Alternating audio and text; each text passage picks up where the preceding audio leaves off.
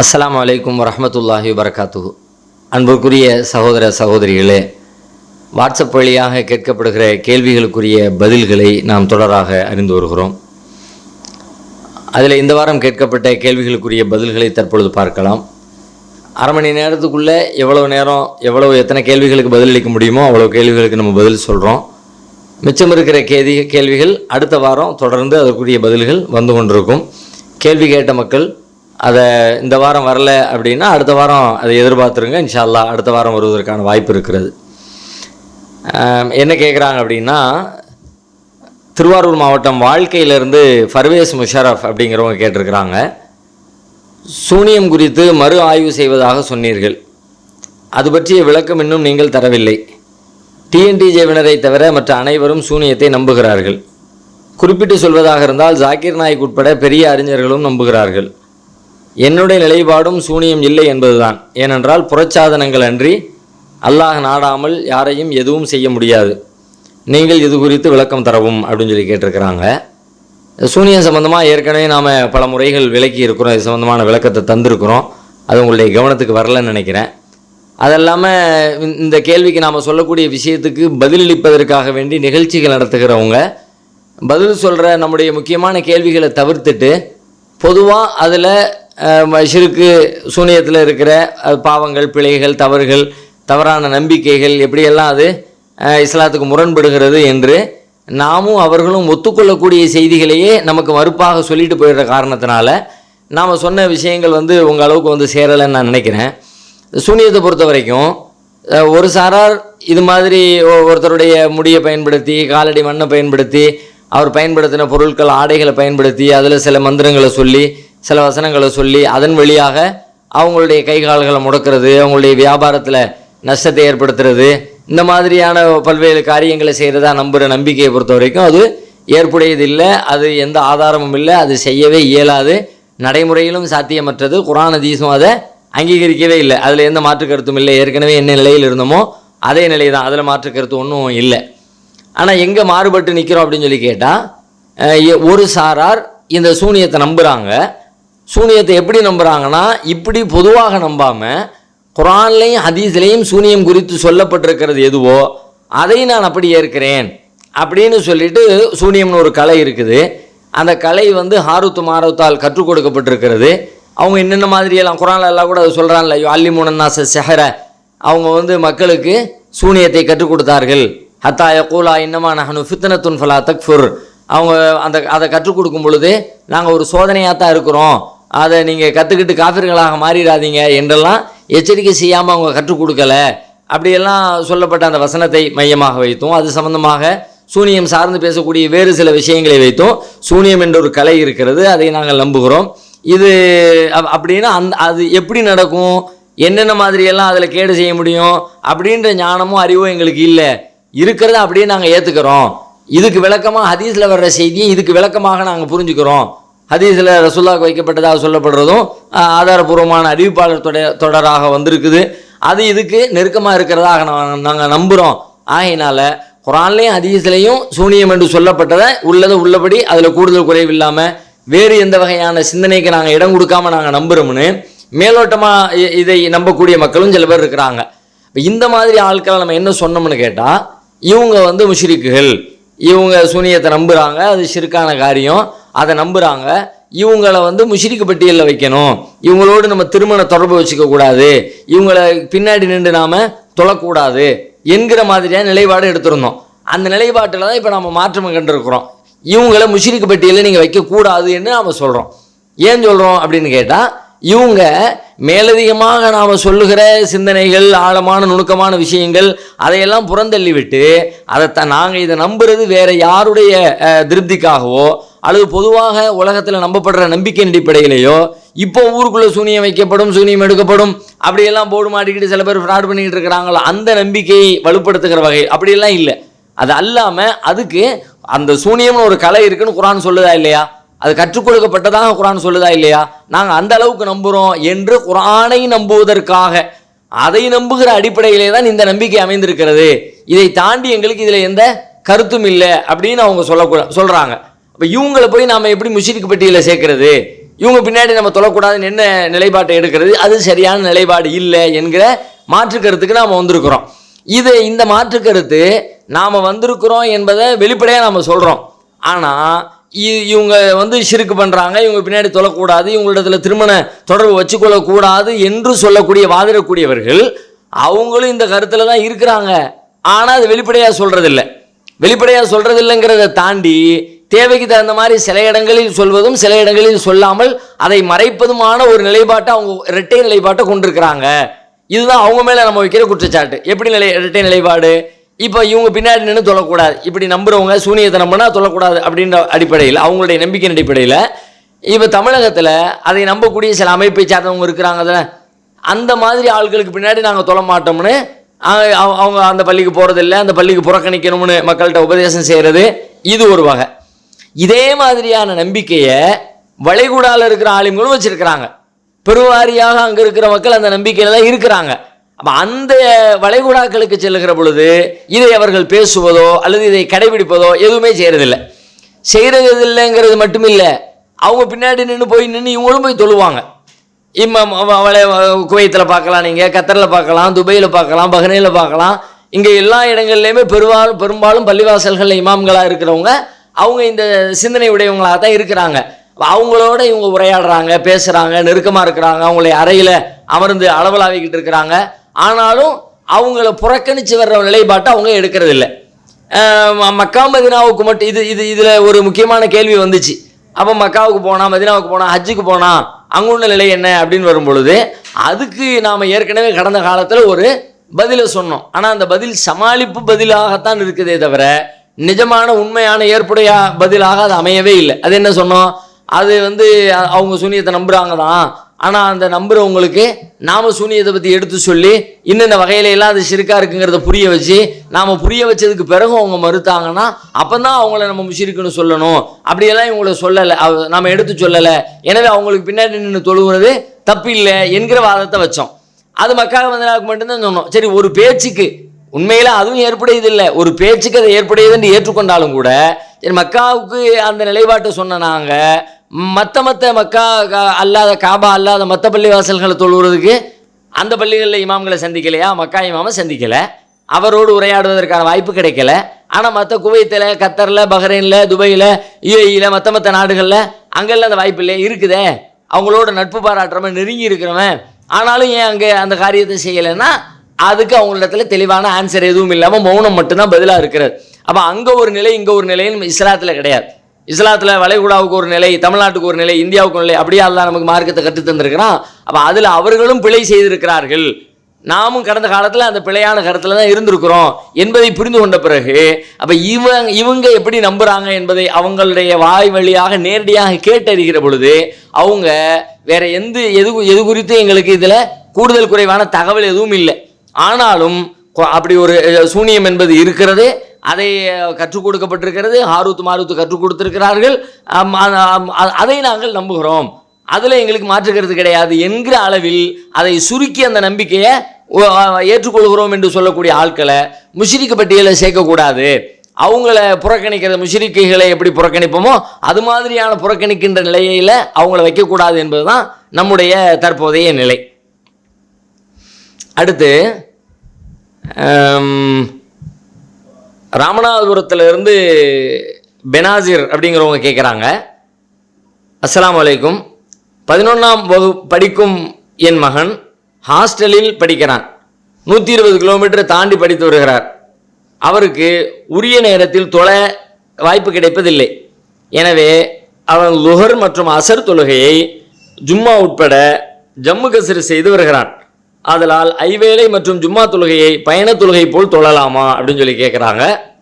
அவர் தன்னுடைய சொந்த ஊரில் இருந்து தான் இருக்கிற இடத்துல இருந்து 120 கிலோமீட்டர் தூரத்தில் இருக்கிறார் அப்படின்னா அவர் பயண தூரத்தை அடைஞ்சிட்டாருன்னு அர்த்தம். பயணியாக அவர் செய்யலாம், ஒன்றும் மார்க் அடிப்படையில் எதுவும் தப்பும் இல்லை. இப்போ வெளிநாடுகளுக்கு போகிறவங்களே மாதக்கணக்கில் வருடக்கணக்கில் இருக்கிறாங்க, அங்கேயே அது மாதிரியான காரியங்களை செய்கிறாங்க, செய்தாலும் குற்றம் இல்லை. ஆனால் அவங்களுக்கு நம்ம என்ன அறிவுரை சொல்வோம்னா, ஒரு காரியத்தை தொடர்ந்து நீங்கள் செஞ்சீங்கன்னா, ஒரு ஒரு ஒரு இப்போ ஜம்மு கஸ்ருன்ற அடிப்படையில் நீங்கள் காலம் முழுக்க அங்கே தங்கி இருக்கிற நாட்கள் முழுக்க, மாதம் முழுக்க, வருஷம் முழுக்க இப்படியே பழக்கப்பட்டீங்கன்னா அதுக்கு நீங்கள் பழகிடுவீங்க. பிறகு நீங்கள் ஊருக்கு திரும்புகிற நேரத்தில் 5 நேரமாக பிரித்து தொழ வேண்டிய தேவை வரும் பொழுது நீங்களே சிரமப்படுவீங்க, ஏதோ பெரிய பாரமாக இருக்க மாதிரி தெரியும். அதனால் நீங்கள் அதுக்கு பழக்கப்படுத்திட வேண்டாம். வாய்ப்பு கிடைக்கிற பொழுதெல்லாம் நீங்கள் இயல்பாக 5 நேரம் தொழுவதை போல தொழுது கொள்ளுங்கள் என்று ஒரு அறிவுரையாகத்தான் சொல்கிறோம். அது கூட சட்டமாக இப்படி தான் மார்க்கம் சொல்லுது, இதுதான் குர்ஆன், இதுதான் ஹதீஸு அப்படின்ற அடிப்படையில் சொல்லலை, ஒரு அறிவுரையாக சொல்கிறோம். அதை தாண்டி அவர் நான் வந்து பயணி தானே, என் ஊருக்கு நான் இன்னைக்கு இல்லாட்டி நாளைக்கு திரும்பிடுவேன் தானே, இது நான் டெம்பரவரியாக இருக்கிற இடம் தானே, அதனால் நான் ஜம்மு காஷ்மீர் பண்ணிக்கிறேன்னு ஒருத்தர் பண்ணுனா அதையே நாம் குறை சொல்ல இயலாது தான்.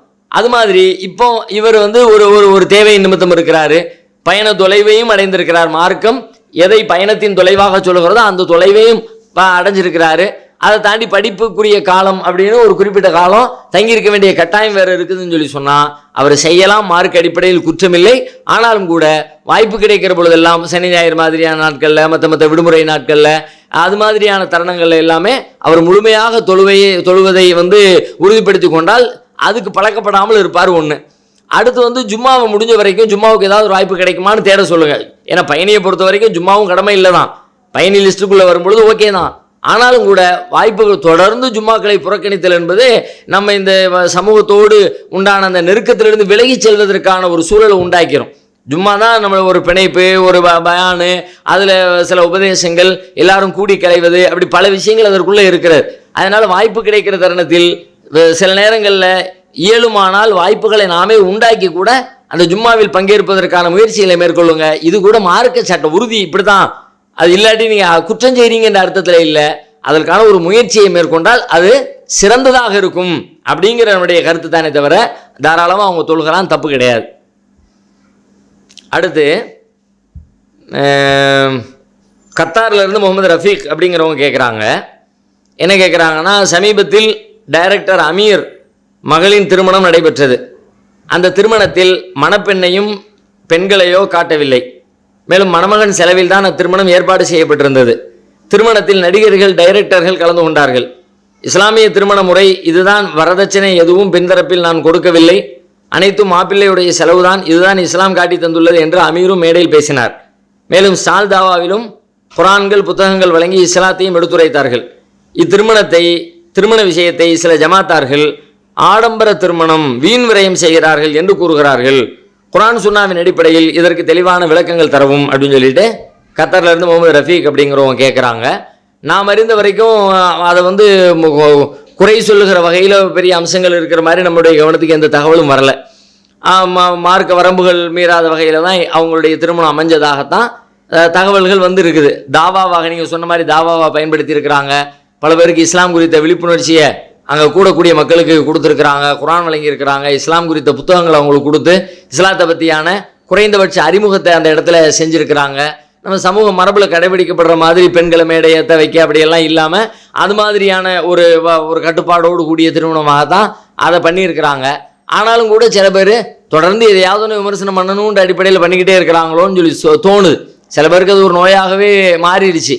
கொஞ்சம் ஏதாவது ஒன்று கண்டுட்டாங்கன்னா உடனே அது பொதுவெளியில் பிரபலியமானவங்களை உடனே விமர்சனம் பண்ணுறது, குறை சொல்கிறது, அந்த மாதிரியான கேட்டகரிக்குள்ளே போய்விட்டார்கள் அப்படின்னு நம்ப தோன்றுகிற வகையில் சில பேர் தொடர்ந்து விமர்சனம் பண்ணிக்கிட்டு இருக்கிறாங்க.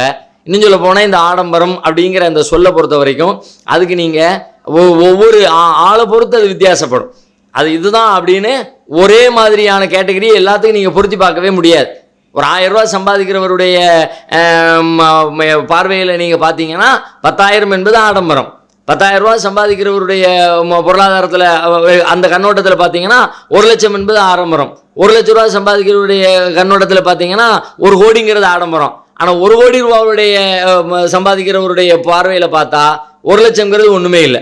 1,00,000 சம்பாதிக்கிறவர் பார்வையில் பார்த்தா 10,000ங்கிறது ஒன்றுமே இல்லை. அப்போ இதை வந்து நாம் ஆளுக்கு ஆள் மாறுபடும் பொருத்தி பார்க்கணுமே தவிர எல்லாத்துக்கும் ஒரே அளவுகோலை வைப்பது என்பதும் அது ஒரு சரியான நிலைப்பாடு மாதிரி தெரியலை. ஏன்னா நபி ஸல்லல்லாஹு அலைஹி வஸல்லம் கூட அப்துல் ரஹ்மான் பின் அவுஃப் ரலியல்லாஹு அன்ஹு அவருடைய திருமணத்துக்கு பிறகு நபி ஸல்லல்லாஹு அலைஹி வஸல்லம் என்ன செஞ்சாங்க? அவுலிம் வலவு பிஷாத், ஒரு ஆட்டையாவது அறுத்து நீ விருந்து கொடுக்க மாட்டியான்னு கேட்டாங்க. இந்த ஆட்டையாவது வலவு பிஷாத், ஆட்டையேனும் அப்படின்ற அந்த சொல் எதை காட்டுகிறது? அப்போ அவங்களுடைய தராதரத்தை மையமாக இது எல்லாத்துக்கும் பொருத்த முடியாதுல்ல. ஆடு எடுத்து கொடுக்கணும்னு யாராவது சொல்லுவோமா? இது ரசூலுல்லாஹ்வுடைய வார்த்தை தானே, ஹதீஸ் தானே. அப்போ ஆடு எடுத்து கொடுத்தா தான் திருமண விருந்துன்னு சொல்லுவோமா?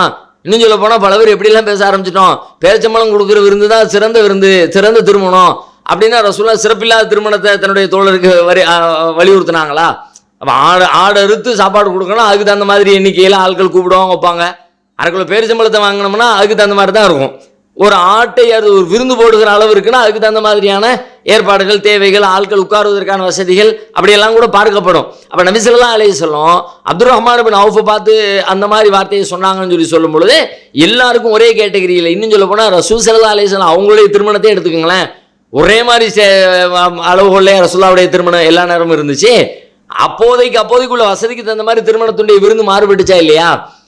வெறும் கோதுமையும் இந்த மாவு, நெய், பாலாடை கட்டி அதை கொடுத்தும் விருந்து இருந்திருக்கிறது. அது மாதிரி தெருவில் போகிற வர ஆட்களையெல்லாம் கூட்டிகிட்டு வாப்பா அப்படின்னு சொல்லி ஆளை விட்டு ஆட்களை எல்லாம் வர சொல்லி எல்லாத்துக்கும் தடபடலாக விருந்து கொடுத்து ஆடுறது விருந்து அப்படியும் இருந்திருக்குது. அப்படின்னா என்ன காட்டுகிறது? ஒரே மனிதனே 2 திருமணம் செய்யும் பொழுது முதல் திருமணத்தில் செய்கிற நேரத்தில் பொருளாதாரம் கம்மியாக இருக்கும் பொழுது கம்மியாக செலவு பண்ணுறாரு, 2வது திருமணம் செய்கிற நேரத்தில் அதிகமான செல்வம் இருக்குது, அதிகமாக செலவு பண்ணுறாரு. அப்போ 2க்குமே அவருக்கு அனுமதி இருக்கிறது. அப்போ நபி ஸல்லல்லாஹு அலைஹி வஸல்லம் அவங்க அதுக்கு முன்மாதிரியாக நமக்கு வாழ்ந்தும் காட்டியிருக்கிறாங்க. அவங்களுடைய திருமணமே இப்படியும் இருந்திருக்குது அப்படியும் இருந்திருக்குது அப்படின்னு சொல்லி சொன்னால் ஒரே அளவுகோல எல்லாத்துக்கும் பொருத்தி பார்ப்பது என்பது எந்த அடிப்படையில் அமையும் என்று நமக்கு தெரியல. ஆனாலும் ஒரு சாரார் தொடர்ந்து இதை விமர்சனம் செய்து கொண்டே இருக்கிற வேலைகளை நம்ம பார்க்குறோம். அதனால தேவையில்லாமல் விமர்சனம் செய்து பிறரை குற்றம் குறைகள் சொல்வதை நிறுத்தி கொண்டு உண்மையிலே மார்க் அடிப்படையில் பிழை இருந்தது, தவறு இருந்தது, குற்றம் இருந்ததுன்னு சொல்லி சொன்னால் அதை சுட்டி காட்டுவதை நம்ம ஒரு காலத்திலும் சமரசம் செய்து கொள்ளவோ, வாயுதா பேசாதீங்க, குறைகளை சொல்லாதீங்க என்ற அர்த்தத்திலே நம்ம சொல்ல வரவே இல்லை. நீங்க சொல்ல போனால் அது ஒரு நல்ல தாவாவாகத்தான் அந்த திருமணம் நடந்து முடிந்ததாக அது சம்பந்தமான அதை பற்றி தெரிந்தவர்கள் நமக்கு தகவல் சொல்றாங்க. எவ்வளோ சினிமா துறை அந்த ஃபீல்டில் இருந்தவங்க நிறைய பேர் வந்திருக்கிறாங்க. அந்த ஃபீல்டில் நடக்கிறவங்களுக்கு திருமணம்லாம் எப்படி நடக்குமோ அப்படியான திருமணமாக அது இல்லவே இல்லை அப்படிங்கிறது 100% நாம் அடித்து சொல்லலாம். அதனால் அதில் குறை சொல்வதற்கு நமக்கு ஏதும் விஷயம் இல்லை என்பதுதான் நம்முடைய நிலை. குறை சொல்வதற்கு விஷயம் இல்லை என்பதை விட நிறை சொல்வதற்கு நிறைய தகவல்கள் இருக்கிறது அப்படிங்கிறதையும் சேர்த்து நம்ம புரிந்து கொள்ள வேண்டியிருக்கிறது. அடுத்து யார் கேட்குறாங்கன்னா, ஷாஹின்பாக், வண்ணாரப்பேட்டை ஷாஹின்பாக்கிலிருந்து சாகுல் ஹமீத் அப்படிங்கிறவங்க கேட்குறாங்க, என் கேள்வி என்னவென்றால், முஹர்ரம் மாதத்தில் நடக்கும் அனாச்சாரமான காரியங்கள், அதாவது பஞ்சா, நெருப்பு மிதிப்பது, சாட்டையால் அடித்துக்கொள்வது, இதுபோல மூட பழக்க வழக்கங்கள் அதிகமாக உருது பேசும் இஸ்லாமியர்களிடம்தான் இருக்கிறது. அவர்கள்தான் இதை முன்னின்று நடத்தி வருகிறார்கள். நான் உணர்ந்தவரை தௌஹீத் பிரச்சாரம் செய்யக்கூடியவர்கள் தமிழர்களுக்கு மட்டும்தான் பிரச்சாரம் செய்து விழிப்புணர்வு ஏற்படுத்துகிறார்கள். உருது பேசும் மக்களை கண்டுகொள்வதில்லையா? எனக்கு தெரிந்து உருது பேசும் மக்களிடம் தனிநபர் தாவா, உருது பேசும் மக்களுக்கான உருது பயான் நிகழ்ச்சியோ அல்லது உருது நோட்டீஸ், உருதில் மெகாஃபோன் பிரச்சாரம் செய்தோ நான் பார்க்கவில்லை. நீங்கள் செய்யக்கூடிய பணியிலாவது உருதுமொழி போஸ்டர், நோட்டீஸ், பயான், மெகாஃபோன் பிரச்சாரம் செய்து நம் மக்களுக்கு இது மார்க்கத்தின் மிகப்பெரும் குற்றம் என்று உணர்த்தி நேர்வழியின் பக்கம் அழைப்பீர்கள் என்று நினைக்கிறேன் அப்படின்னு சொல்லி கேட்குறாங்க. அவங்க சொல்கிற வாதம் உண்மையானது, அதை நம்ம மறுக்க முடியாது. மற்ற தமிழகத்தை தாண்டி இருக்கிற மற்ற பகுதிகளில் முஸ்லீம்கள் உருதுல தான் அதிகமாக பேசுகிறாங்க, விளக்கம் சொல்கிறாங்க, அது சம்மந்தமான நிகழ்ச்சிகள் நடத்துகிறாங்க. ஆனால் தமிழகத்தை பொறுத்த வரைக்கும் மெஜாரிட்டியாக தமிழ் பேசக்கூடிய தௌஹீத் அமைப்புகள்கிட்ட நீங்கள் பார்த்தீங்கன்னா தமிழர்கள் மத்தியில் தமிழ் மொழியில் தான் எல்லாமே நிகழ்ச்சிகள் அரங்கேறி கொண்டே இருக்கிறது. உருது மக்களிடத்தில் இந்த செய்திகள் ரொம்ப குறைவாகத்தான் பேசப்படுகிறது, ரொம்ப ரொம்ப கம்மி. அவர் சொல்கிற மாதிரி பேசப்படுறதே இல்லை. ஆனால் வினோதம் என்னன்னு கேட்டால், உருது பேசுகிற மக்கள் தமிழ் பேசுகிற மார்க்க நிகழ்ச்சிகளை, சொற்பொழிவுகளை மார்க்க சொற்பொழிவுங்கிற பட்டியலில் கூட பல பேர் பார்க்குறதில்ல. அவங்களுக்கு உருதுல சொன்னாதான் பயான், உருதுல இல்லை அப்படின்னு சொல்லி சொன்னால் அது பயானையில் ஏதோ அரசியல் கட்சி கூட்டம் மாதிரி கடந்து போயிடுவாங்க. ஒரு சில வருடங்களுக்கு முன்னாடி வாணியம்பாடியில் ஒரு பொதுக்கூட்ட நிகழ்ச்சிக்கு போக வேண்டிய ஒரு சூழல் இருந்துச்சு, போயிருந்தேன். அப்போ கிட்டத்தட்ட ஒரு 1 மணி நேரம் பொதுக்கூட்டம், பஸ் ஸ்டாண்டுக்கு பக்கத்தில் ஒரு பள்ளிவாசல். அங்கே வாணியம்பாடி பெரும்பாலும் முஸ்லீம்கள் வசிக்கிற பகுதி நம்ம எல்லாருக்குமே தெரியும். 1 மணி நேரம் உரை போய்கிட்டே இருக்குது. கடைசியில் அன்றைக்கு 2 நாட்களுக்கு முன்னாடி அங்கே விநியோகிக்கப்பட்ட ஒரு துண்டு பிரசுரம், உருது மொழியில் போடப்படுறத ஒரு பிரசுரத்தை எடுத்து, அந்த பிரசுரம் எப்படி மார்க்க அடிப்படையில் மார்க்கத்துக்கு முரணாக இருக்குது, மதுகபுகள் ஆதரிக்குது அப்படிங்கிற விஷயத்தை விளக்கி சொல்லுகிற வகையில் அந்த பிரசுரத்தை வாசித்து கடைசி ஒரு 10 நிமிஷம் தான் இருக்கும். அந்த லாஸ்ட் 10 மினிட்ஸ் அந்த உருது பிரசுரத்தை வாசித்து என்ன எழுதியிருக்காங்க பாருங்க அப்படின்னு நான் அது சம்மந்தமாக ஒரு 10 நிமிஷம் பேசினேன். இந்த உருதுல பேச ஆரம்பித்த உடனே பயங்கர பிரச்சனை ஆயிடுச்சு. பிரச்சனைலாம் கல்ல விட்டாங்க, அழிச்சு வச்சு கடைசியில் கூட்டவே அதோட முடிஞ்சு போச்சுன்னு வைங்க. இப்போ இங்கே என்ன கவனிக்க வேண்டியது இருக்குது, அந்த பிரச்சனைக்கு வேண்டி நான் சொல்ல வரல. உருது பேசுகிற மக்கள் அது வரைக்கும் அங்கிட்டும் இங்கிட்டும் எல்லாம் நடந்துக்கிட்டு போய்கிட்டு தான் இருந்தாங்க. ஆனால் 1 மணி நேரம் இதை விட காரசாரமாக ரொம்ப கடுமையாக பேசியிருக்கிறோம். யாரும் அது யாரு செவியிலையும் போய் சேரவே இல்லை. 10 நிமிஷம் கூட இல்லை, 4 வார்த்தை உருதுல சொல்லி அதுக்கு ஒரு 2 அர்த்தத்தை சொன்ன உடனே இவன் நம்மளை பற்றி என்னவோ பேசுகிறானே அப்படின்னு அவங்க அப்போதான் கவனிக்கிறாங்க. அப்போ இந்த மாதிரியான மனநிலை உருது பேசக்கூடிய மக்களிடத்துல இருக்கிறதுங்கிறது உண்மை. அப்போ நாம் அதை செய்ய வேண்டிய தேவை இருக்குது. உங்களுடைய இந்த கேள்விக்கு பிறகு இன்ஷால்லாம் அடுத்து வரக்கூடிய அந்த பிரசுரங்கள்லையோ அல்லது இந்த வாட்ஸ்அப்பு இந்த மாதிரி ஃபேஸ்புக்கில் பகிர்ந்து கொள்ளக்கூடிய கட்டிங்லாம் போடுவாங்கள்ல, அந்த மாதிரியான விஷயங்களில் நாம் உருதுல ஏதாவது சேர்த்துக்கொள்வதற்கு முயற்சி எடுக்கிறோம். அது சம்மந்தமான ஆட்களோடு பேசி போடுவதற்கான முயற்சிகளை நம்ம மேற்கொள்வோம் இன்ஷா அல்லாஹ். இது வரைக்கும் நம்ம அப்படி செய்யாமல் போனதுக்கு காரணம் செய்யக்கூடாது என்பதில்லை, தெரியாது. இதில் யார் முன்னணியில் நின்று போய்கிட்டு பிரச்சாரம் பண்ணிக்கிட்டு இருக்கிறாங்களோ அந்த மக்களுக்கு பெரும்பாலும் உருதுல பேசுவதற்கு அது இப்போ எனக்கெல்லாம் உருதுல பேச தெரியாது. இப்போ பேசுங்கன்னா எப்படி பேசுறது? இந்த மாதிரியான பேசுவதற்கான வாய்ப்பும் அறியாமையின் காரணமாக நம்ம பேசாமல் இருக்கிறோமே தவிர அலட்சியமோ புறக்கணிப்போ இல்லை. ஆனால் அங்கே கொண்டு சேர்க்கப்படணும் என்பது உண்மை. அதை நாம் 100% ஏற்றுக்கொள்கிறோம். நம்முடைய சக்திக்கு உட்பட்டு ஏதாவது செய்ய இயலுமா என்பதை வரக்கூடிய நாட்கள் இன்ஷா அல்லாஹ் நாங்கள் பரிசீலிக்கிறோம். அப்போ அதை தாண்டி அது உள்ளுக்குள்ள அவர் இன்னொரு கேள்வி கேட்குறாரு. அந்த பஞ்சா தீ மிதிக்கிறது இதுவெல்லாம் உருது மக்களிடத்துல இருக்குது, தமிழ் மக்களிடத்துலையும் இருந்துச்சு. ஏன்னா இப்போ இந்த விஷயம் இப்போ சொல்ல வேண்டிய காலகட்டமாக வேற இருக்குது. முஹர்ரம் மாதத்துல தான் நம்ம உட்காந்துருக்குறோம். இப்போ இந்த 10 நாட்கள் நிறைய பிதஅத்துகளும் அனாச்சாரங்களும் மார்க்கத்துக்கு முரணான மாற்றுமத கலாச்சாரங்களும் சமுதாயத்தில் இருக்குது. ஆனால் ஒரு 20-25 ஆண்டுகளுக்கு முன்னாடி இருந்த அளவுக்கு இல்லை.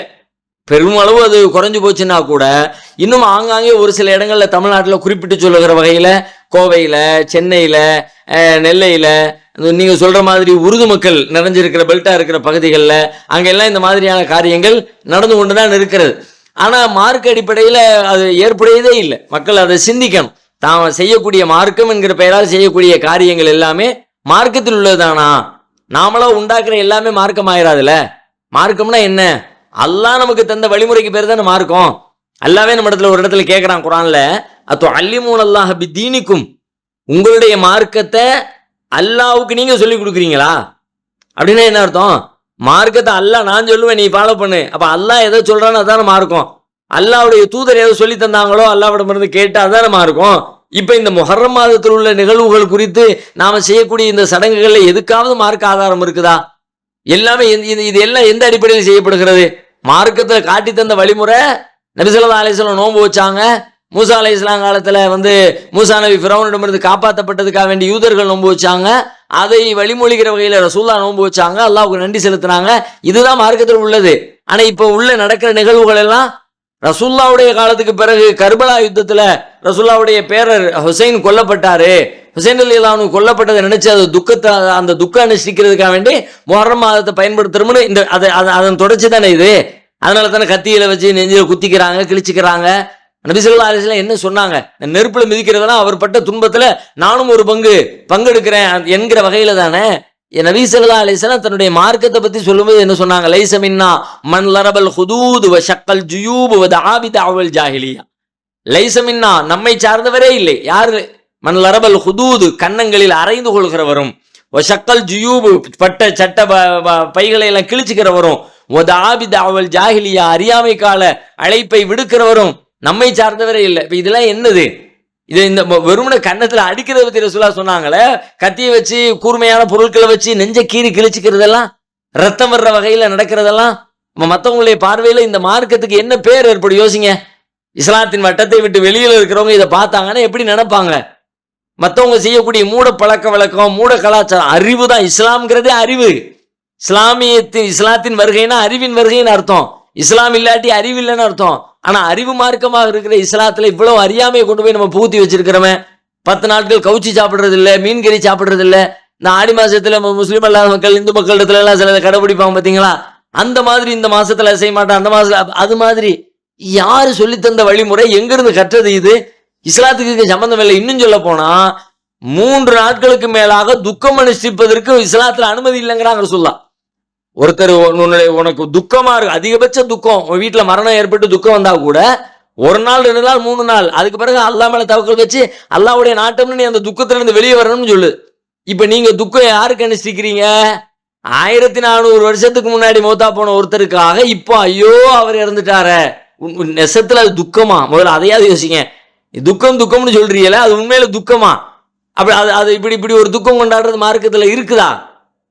அதனால இதுல இருந்து நம்முடைய சமூகம் விடுபடணும். இதை செய்யக்கூடிய மக்கள் நான் குறை சொல்றாங்க, நம்ம செய்யறத தப்பு சொல்றாங்க அப்படி நீங்க பார்க்காதீங்க.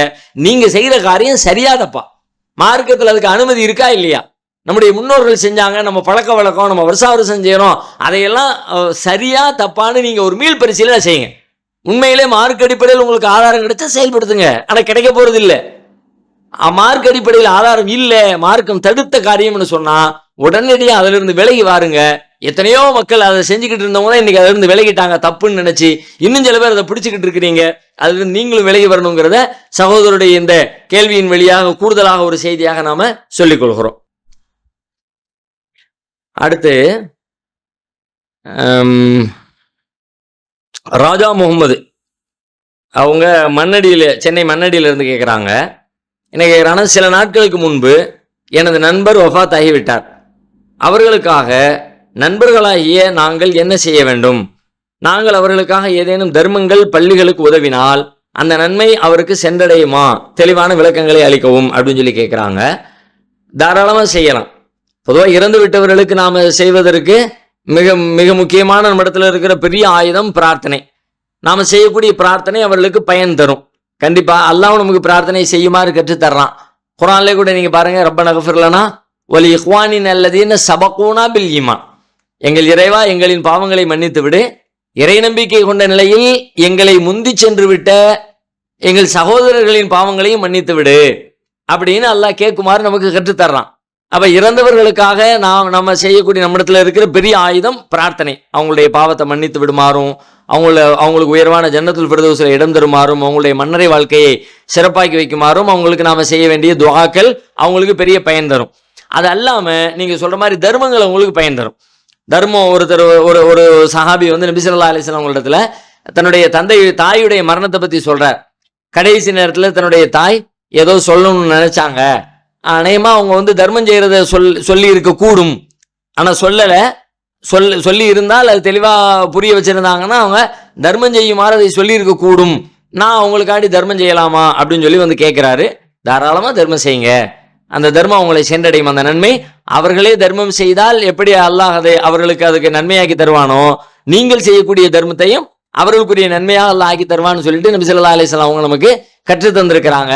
அதனால இறந்தவங்களுடைய நண்பருக்காக நீங்க அவர்களுக்கு நன்மை கிடைக்கணுங்கிற நோக்கத்துல நன்மையான காரியங்களுக்கு பொருளாதார உதவி செய்யுங்க, தர்மம் செய்யுங்க, தண்ணி கொடுங்க, பள்ளிவாசல் கட்டுங்க, வேற என்னென்ன நற்பணிகள் இருக்குதோ அந்த பணிகளுக்கு நீங்கள் செய்யக்கூடிய தர்மங்கள், பொருளாதார உதவிகள் எல்லாமே கண்டிப்பா அவங்களுக்கு நன்மையாக போய் சேரும். மார்க்கத்தில் அதற்கு அனுமதி இருக்கிறது. அடுத்து ஜுனைத் அப்படிங்கிறவங்க மண்ணடி தாவா சென்டர்ல இருந்து கேட்குறாங்க. அஸ்ஸலாமு அலைக்கும் வரஹ்மத்துல்லாஹி வபரகாத்துஹு. முஸ்லிம் அல்லாத சகோதர சகோதரிகளுக்கு இஸ்லாத்தை பற்றி எடுத்துரைக்கும் தாவாக்களில் இயக்கங்கள் முனைப்பு காட்டுவதில்லையே ஏன்? இயக்க தலைவர்கள் முஸ்லிம் அல்லாத சகோதர சகோதரிகளுக்கு மார்க்க விளக்கம் அளிப்பதற்கான மேடைகளை மட்டும் பயன்படுத்துகிறார்கள். தெருக்களில் இறங்கி மக்களை நேரில் சந்தித்து அவர்களுக்கு இஸ்லாத்தை குறித்து விழிப்புணர்வு செய்வது போல் எதையும் நாங்கள் பார்த்ததில்லை. இதை நான் குறையாக கூறவில்லை. இதை உங்களை போன்ற தலைவர்கள் ஸ்ட்ரீட் ஸ்டால் தாவாவில் களம் கண்டால் மற்ற சகோதரர்களும் களம் காணுவார்கள். இன்னும் தாவாக்களை வீரியப்படுத்த முடியும். நாங்கள் ஒரு சிறு கூட்டமாக இருந்து பல வருடங்களாக பல ஆயிரக்கணக்கான மக்களுக்கு சத்தியத்தை எடுத்துரைத்துள்ளோம். பல சகோதரர்களும் இஸ்லாத்தை தழுவியுள்ளார்கள். அவர்களும் நம் ஸ்டால் தாவாவிலே அடுத்த இந்த தாவா பணியை தொடர்ந்து செய்து வருகிறார்கள். சிறு கூட்டமாக செய்யும் பொழுதே இப்படி இருக்கும் பொழுது உங்களை போன்ற இயக்கங்கள் செய்தால் இன்னும் லட்சக்கணக்கான மக்களுக்கு இஸ்லாத்தை கொண்டு போய் சேர்க்கலாம். ஜுனைத் மண்ணடி தாவா சென்டர்லேருந்து கேட்குறாங்க. சகோதரர் சொல்வது சரிதான். பெரும்பாலும் இயக்க தலைவர்கள், பேச்சாளர்கள் மார்க்கத்தை சொல்றாங்கன்னா சொல்வதற்கான வழிமுறைகளில் மேடைகள், பொது மேடைகள், மக்களை கூட்டி வச்சு பேசப்படுகிற நிகழ்ச்சிகள் தான் அதிகமாக அவர்கள் பங்களிப்பு செய்யக்கூடிய இடங்களாக இருக்கிறது. அதை தாண்டி தாவாங்கிறது தனிநபர் தாவாவாக இருக்கணும். தெருவில் 4 பேரை சந்திச்சு, நண்பர்களை சந்திச்சு, தனித்தனியாக அது ஏற்படுத்துகிற தாக்கத்தை கண்டிப்பாக மேடைகள் வழியாக ஏற்படுத்த முடியும். மேடைகள் என்பது ஒரு மாஸ், அதில் ஒரு குறிப்பிட்ட அளவுக்கு தான் நம்முடைய எதிராளிகளுக்கு உள்ளத்தை சென்று சேர முடியும். அவங்களுடைய எல்லா சந்தேகங்களுக்கும் நாம் நிவர்த்தி பண்ண முடியாது. அவங்களும் நம்ம இடத்துல எல்லா கேள்விகளையும் கேட்ட முடியாது. குறிப்பாக முஸ்லீம் அல்லாதவர்களுக்கான கேள்வி பதில்னு வச்சா கூட அந்த கேள்வி பதிலில் கூட அவங்களுடைய எல்லா சந்தேகங்களையும் ஒருத்தர் கேட்டுருவாரா? ஒரு ஆளுக்கு அதிகபட்சமாக ஒரு கேள்வியோ 2 கேள்வியோ தான் வாய்ப்பு கொடுப்போம். ஏன்னா 50 பேர் 100 பேர் கூடுற இடத்துல ஒருத்தருக்கே 10 பேர் 15 கேள்வி இருக்குது. அவர் அத்தனை கேள்வியும் கேட்டார் அப்படின்னா அப்போ மற்றவங்கெல்லாம் அவங்களுடைய கேள்விகளுக்கு இப்போ பதில் சொல்றது சொல்ல முடியாமல் போயிடும். அப்போ நிறைய கேள்விகளோடு சந்தேகங்களோடு தான் மேடை நிகழ்ச்சிகளில் பொது நிகழ்ச்சிகள்ல இருந்து போகக்கூடியவங்க சந்தேகத்தோடு தான் செல்வாங்க. சில விஷயங்களில் தெளிவு கிடைச்சிருந்தாலும் சில விஷயங்கள் ஏற்புடையதாக இருந்தாலும் ஆனால் அப்போ அது என்ன அப்படிலாம் இருக்கும். அப்போ பெண்களை இப்படி கொடுமைப்படுத்துகிறாங்களே இது சரியா, பெண்களுக்கு இப்படி பரதாங்கிற பேர் இது சரியா, முத்தலாக்குங்கிற பேரில் இப்படி அவர் கேட்ட கேள்வி ஒன்றா இருக்கும். இந்த ஒரு கேள்விக்கு பதில் சொல்லியிருப்போம். இது மாதிரி 10 கேள்வி அவர் இடத்துல இருக்கும். அந்த கேள்விக்கெல்லாம் அவருக்கு விடை கிடைச்சா தானே இஸ்லாத்தின் மேல் அவர் ஈர்க்கப்படுவார். சரி, ஏதோ 2க்கு விடை கிடைச்சி 2க்கு விடை கிடைக்கலன்னு வச்சுக்கோங்க. அப்போ அவர் என்ன நினைப்பாரு, எல்லா மார்க்கத்திலையும் சிலது நல்லதும் சில கெட்டதும் கலந்து தான் இருக்கும், அது மாதிரி தான் இஸ்லாமும் அப்படின்னு நினைப்பார்ல. இது தூய இறைவனின் மார்க்கம், இது கெட்டதுக்கு வேலையே இல்லை. லா யதீஹில் பாத்திலு மின் பைனி யதைஹி வலா மின் கல்ஃபி, குர்ஆன் சொல்ற மாதிரி இதுக்கு முன்னாடியோ பின்னாடியோ தவறுக்கு வேலையே இல்லை, வரவே வராது அப்படின்னு அல்லாஹ் சொல்றான்ல. அந்த மாதிரி ஆணித்தரமா அவர் நம்பணும்னா அவருடைய உள்ளத்துல இருக்கிற இஸ்லாம் குறித்த கேள்விகள், சந்தேகங்கள், விமர்சனங்கள் அனைத்திற்கும் அவர் பதில் கண்டுபிடிச்சா மட்டும்தான் அவரால் முழுமையான ஈடுபாட்டுக்குள்ள வர முடியும். இதை தழுவிக்கொள்ளணும், இந்த வழியில் நம்மளும் செல்லணுங்கிற மாதிரி உணர்வு ஏற்படும். அதனால அப்படியான ஒரு சாத்தியம் எங்க இருக்குன்னு கேட்டா தனிநபர் சந்திப்பின் வழியாகத்தான். ஒருத்தர் நேருக்கு நேராக பார்த்து பேசுகிற பொழுது அவர் மனம் விட்டு பேசுவார், எல்லா கேள்விகளையும் கேட்பாரு. நாமளும் அப்படி எளிமையான முறையில் பதில் சொல்லி அவரை நெருங்கலாம். அவருடைய சந்தேகத்தை, துணை கேள்விகளை, எதிர்கேள்விகளை எல்லாவற்றையும் கூச்சம் இல்லாமல் கேட்பாரு. பொது சபையில் ஒரு லிமிட்டுக்கு மேலே கேட்பதற்கு தயங்குவார். ஒரு நிகழ்ச்சி ஏற்பாடு, ஒரு பெரிய பிரம்மாண்டம், இவ்வளோ பேர் உட்கார்ந்துருக்கிறாங்க, இப்படியெல்லாம் கேட்டால் 4 பேர் நம்மளை ஒரு மாதிரி நினைப்பாங்க. இப்படியான சந்தேகங்கள் எல்லாம் இல்லாமல் செய்யக்கூடிய தாவாவாக இந்த தாவா அமைஞ்சிருக்கும். கண்டிப்பாக நீங்கள் சொல்வது சரிதான். அதிகமாக அதே நேரத்தில் யாரும் செய்யவே இல்லை என்று சொல்வதை நான் ஏற்றுக்கொள்ள மாட்டேன். நிறைய பேர் செய்கிறாங்க.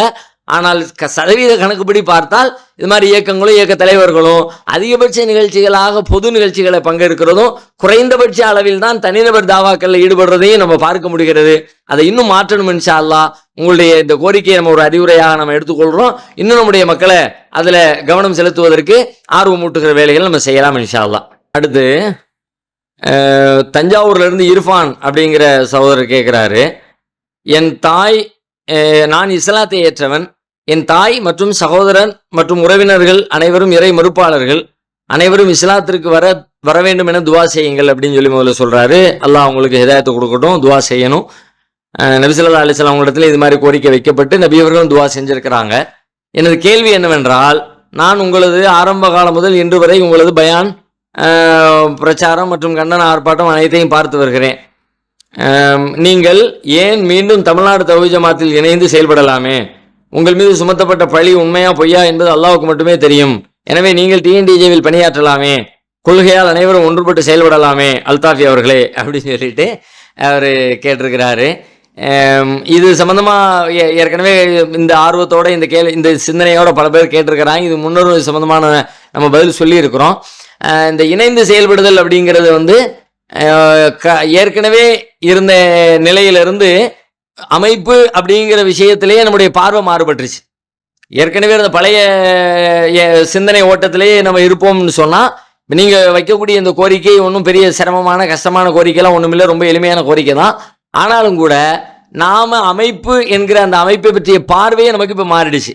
அமைப்பை பற்றிய பார்வை என்ன அப்படின்னு கேட்டால், ஆரம்பத்தில் எல்லாத்துக்கும் நம்ம ஒரு அமைப்பு தான், முஸ்லீம்களுடைய மொத்த பிரச்சனையா, கல்வி பிரச்சனையா, சமூக பிரச்சனையா, ஆரோக்கிய பிரச்சனையா, அரசியல் பிரச்சனையா, அரசாங்க பிரச்சனையா, எந்த பிரச்சனையாக இருந்தாலும் எல்லாத்தையும் நாங்கள் பார்த்துக்குவோம், எல்லாத்துக்கும் எங்கள்கிட்ட டிபார்ட்மெண்ட் இருக்குது, ஆள் இருக்குது, எல்லாத்தையும் நாங்கள் பார்த்துக்குவோம், நாம் எல்லாத்தையும் வழிநடத்துகிற ஒரு குடையின் கீழ் மக்களை ஒன்றிணைக்கிற அப்படிங்கிற மாதிரியான பார்வையில் தான் அமைப்பை பற்றிய பார்வை நமக்கு இருந்துச்சு.